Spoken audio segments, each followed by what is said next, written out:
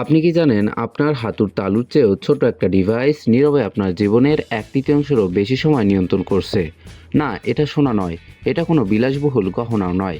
এটাই সেই ফোন যেটা আপনি সকালে চোখ খুলে ধরেন আর রাতে চোখ বন্ধ করার আগ পর্যন্ত ছাড়েন না। এই সাধারণ দেখতে ডিভাইসটির নাম আইফোন। কিন্তু আপনি কি কখনো ভেবে দেখেছেন এই আইফোন আসলে কোথা থেকে আসে? কিভাবে কাঁচা পাথর, ধুলো, আগুন, রাসায়নিক আর বিদ্যুৎ পেরিয়ে এটা আপনার হাতে এসে পৌঁছায় একদম নিখুঁত অবস্থায়?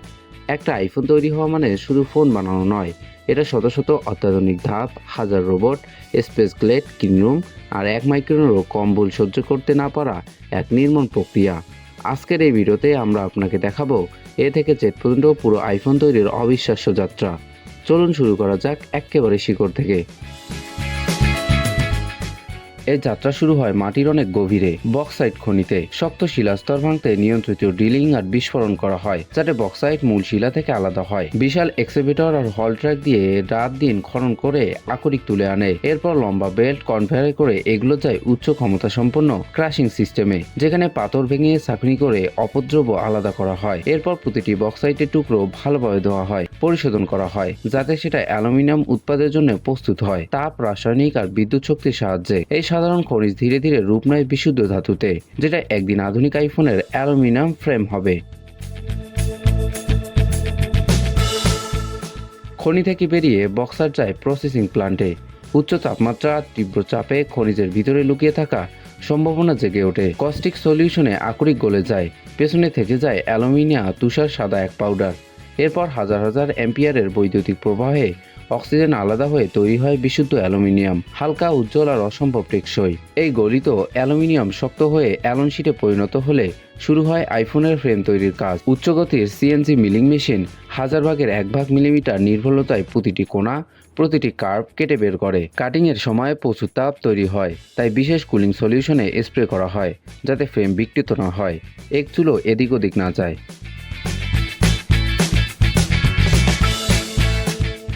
ফ্রেম তৈরি শেষ হলে প্রক্রিয়া ঢুকে পড়ে আরেক জগতে, অতি বিশুদ্ধ উপাদান আর ন্যানো টেকনোলজির জগতে। এখানেই তৈরি হয় আইফোনের মস্তিষ্ক, মানে প্রসেসর।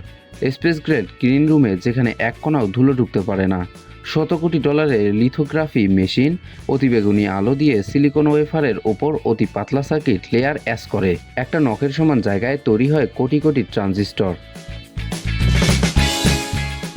আইফোন নির্ভরযোগ্যভাবে চলবে কিনা তার বড় দায়িত্ব ব্যাটারির উপর। চীনের আধুনিক ফ্যাক্টরিতে প্রতিদিন হাজার হাজার ব্যাটারি তৈরি হয়। অ্যালুমিনিয়াম আর কপার স্ট্রিপের উপর লিথিয়াম, কোবাল্ট আর গ্রাফাইট লেপ দেওয়া হয়। ধুলোমুক্ত ক্লিন রুমে এগুলো যায়। একাধিক তাপমাত্রা জোনের দীর্ঘ ফার্নেস দিয়ে প্রেসিং স্টেজে হাইড্রোলিক স্পেস নির্দিষ্ট নিউটন চাপে ব্যাটারির স্তরগুলো চেপে ধরে।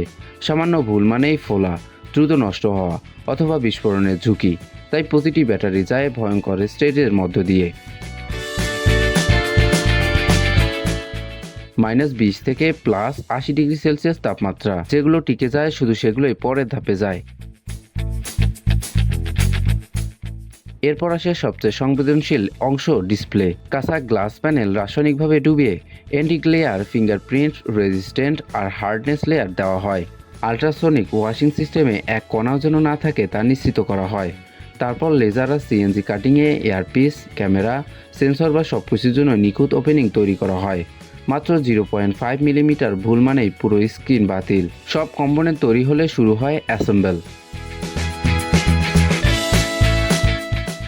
রোবোটিক আর্ম, মাইক্রন রেবেল নির্ভুলতায় মেইন বোর্ড বসায়, ডিসপ্লে লাগায়, battery, camera, vibration motor install করে। এক কোণা ধুলো ক্যামেরা ঢুকলেই পুরো ডিভাইস বাতিল। এরপর শুরু হয় নির্মম quality control. Touch, camera, audio, network সব পরীক্ষা করা হয়।